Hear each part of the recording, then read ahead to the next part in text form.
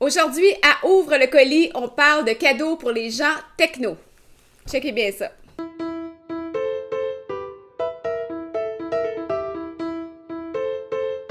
On commence tout de suite avec un colis ici qui contient des montres intelligentes. Tout le monde connaît la fameuse montre Apple, mais connaissez-vous la Fitbit et la Polar? Ce sont des montres qui sont vendues normalement dans des magasins de sport. C'est pour mesurer vos activités physiques, pour améliorer votre sommeil aussi, suivre votre sommeil. On va commencer ici avec le modèle Fitbit. Ça vient dans plusieurs couleurs, des modèles unisexes aussi ou des plus gros modèles pour les hommes. Ceci, voilà. Ça ici, c'est le bracelet large. Puis ça vient aussi avec un plus petit bracelet là, pour les poignets de small à medium. Donc, si je l'installe, donc c'est pas pesant. Vous voyez, le bracelet, il faut qu'il soit vraiment collé sur le poignet, là, si on veut sentir, j'imagine, la pression cardiaque. Mais avant de s'en servir, évidemment, il faut downloader sur notre téléphone ou notre ordinateur le logiciel qui va avec la montre. Ça, c'est bien indiqué dans les instructions. Puis, il y a aussi un chargeur ici. Vous voyez, il y a des petits boutons ici. On met la montre dessus. Puis là, vous pouvez la brancher à votre ordinateur là, avec la prise USB. Donc, celle-ci, c'est la Fitbit Versa, donc édition allégée. Elle est aussi plus facile à utiliser que la plupart des montres intelligentes. Vous pouvez aussi faire un suivi de votre fréquence cardiaque. Vous pouvez aussi mettre des applications d'horloge. Elle est étanche jusqu'à 50 mètres. Et vous pouvez aussi faire le suivi de votre sommeil, là, s'il est léger, profond, paradoxal. L'autonomie de la batterie peut aller là, à plus de 4 jours. Ce modèle-là, il est à peu près 200 $. On continue ici avec la Polar Init. Ça, c'est un modèle qui est un peu plus dispendieux. Même chose, on la porte sur le bras, assez serré. Voilà. Et c'est la même chose, il faut downloader l'application Polar sur votre téléphone ou sur votre ordinateur. D'ailleurs, vous avez ici le chargeur pour l'ordinateur qu'on vient clipper juste en dessous.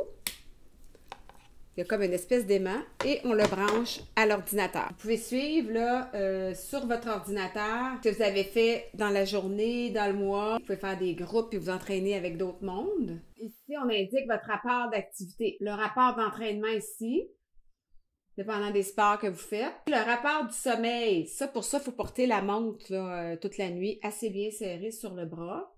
Et votre rapport sur la charge cardiaque.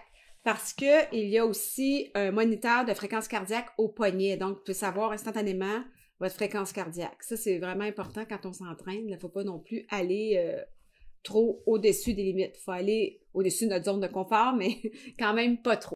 Donc ça, là, je vous conseille, moi, quand vous allez en magasin, là, demandez le plus d'instructions possible parce que c'est pas si évident que ça. Moi, j'ai lu les instructions, j'ai downloadé les applications, puis là, j'apprends à connaître là, finalement les différentes applications pour voir comment je vais entrer mes données de course ou de marche ou de... En tout cas, ça promet pour l'année 2019. Donc, on a ici la Fitbit Versa Lite. Ça se vend autour de 200 $. Et celle-là, ça se vend autour de 330 $. C'est la Polar Init. Vous trouvez ça dans les magasins de sport, Cell, Sportium, Sport Expert.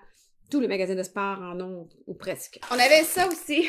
Ça, ben, c'est si vous commencez à faire du sport, si vous connaissez quelqu'un qui commence à faire du sport, une belle tuque Canada Goose, là. C'est quand même cute. Ça coûte 75 $ quand même. J'ai eu une grosse boîte ici. Attendez une seconde.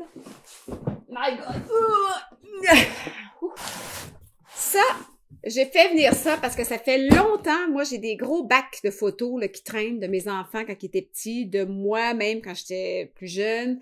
J'ai des centaines, des milliers de photos qui sont dans des bacs. J'aimerais les numériser pour les garder en souvenir sans les abîmer. Et je voulais louer un appareil, exemple chez Lozo, pour scanner mes photos jusqu'à temps qu'on m'offre de tester celle-ci. J'ai 2 semaines pour la tester, après ça, je la retourne et je verrai si je l'achète ou pas. C'est la Fast Photo FF680W de Epson. Alors, je branche ça et je vous reviens. On fait le test ensemble. OK, on branche ça ici en arrière. Je l'ouvre, c'est quand même, c'est compact, ça se sert bien. Comment j'ouvre ça? Comme ça? OK. Et voilà, on va faire le test live. Epson, vous voyez, j'ai downloadé l'application, là, Epson Fast Photo sur mon ordinateur ici. Bon, là, supposément, il y avait Il y avait des fonctions là, quand tu programmes ton face photo. Tu peux demander de corriger tes photos, les yeux rouges ou la qualité de la photo, puis ils te font les copies en double dans un dossier sur ton ordinateur. Donc, tu gardes quand même tes originaux, mais tu as une version améliorée. Ensuite, ben, c'est à vous de mettre ça dans des dossiers et peut-être envoyer ça sur le cloud ou sur des disques durs externes, comme vous voulez. Moi, je considère que 2 endroits, c'est mieux. On l'essaie. J'ai vraiment hâte d'essayer ça. OK. Mettons que je mets mes photos ici. Alors, il y a 4 par 6, 5 par 7. Comme nous, ça va être 5 par 7. Ils disent photo, tête vers le bas. Ensuite, on pèse où? Dans ce cas-là, appuyez sur le bouton démarrage. Démarrage. Il est où le bouton démarrage? On essaye ça. Ça n'a pas l'air d'être ça.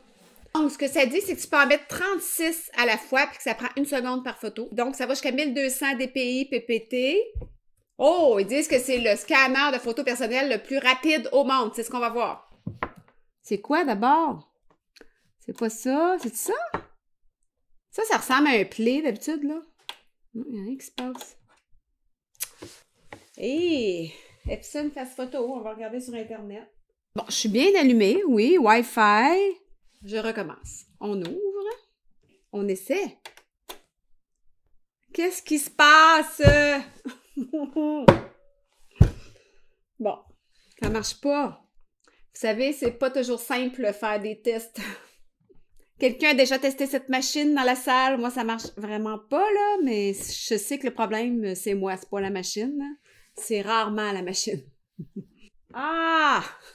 C'est peut-être juste ça. OK, là, j'ai trouvé, hein, donc, il faut ouvrir l'application Epson Photo sur son ordinateur. Donc, vous pouvez sur Application, sélectionner Epson. Ça, c'est sur Mac, là. Apps, Fast Photo. Et ça devrait marcher. Je me mets à numérisation en cours.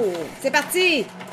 3, 4, 5, 6, 7, 8, 9, 10, 11, 12, 13, 14. C'est vraiment une seconde, je pense. Wouh! On a réussi! Alors, on va aller voir maintenant ce que ça donne. Puis là, admettons que j'en ouvre une. Ils vous mettent une photo normale. Donc, votre original.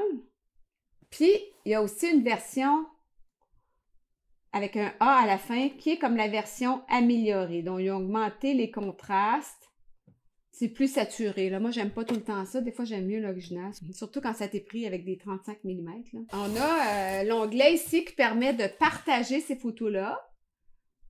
Ça nous permet aussi de les télécharger, hein, si on veut les mettre sur un autre support, de les modifier. Ça veut dire que si on veut les tourner de bord, si ils sont pas sur le bon bord, on peut restaurer, on peut enlever les yeux rouges et on peut améliorer là, les couleurs, en fait, contre la saturation ici. Moi, je vais la téléverser, en fin de compte, je vais la télécharger sur mon ordinateur parce que je veux voir la résolution, si c'est une bonne résolution. Ça, c'est comme quand tu reçois un jeu de société, là, puis que tu sais pas les règlements, puis là, il faut que tu tapes les règlements avant de jouer. OK, ça, c'est une photo qu'on a numérisée. C'est la grandeur normale. Ici, je regarde le nombre de DPI, pomme I, donc information. Taille du fichier, 273K, 1335 par 1950. Ça, c'est quand même une bonne résolution, là. 300 pixels par pouce. Ouais, c'est une bonne résolution. Là, maintenant, il faudrait faire imprimer ça, voir ce que ça donne. Quand même, ici, c'est un peu plus rouge. Il faudrait le tester là, dans des vraies imprimantes, là, dans des magasins comme chez Jean Coutu ou Walmart ou d'autres magasins de photos. Alors voilà, on a la photo originale, le scan et ce qui ressort au bout. Je pense qu'il faut pas se fier là-dessus, là.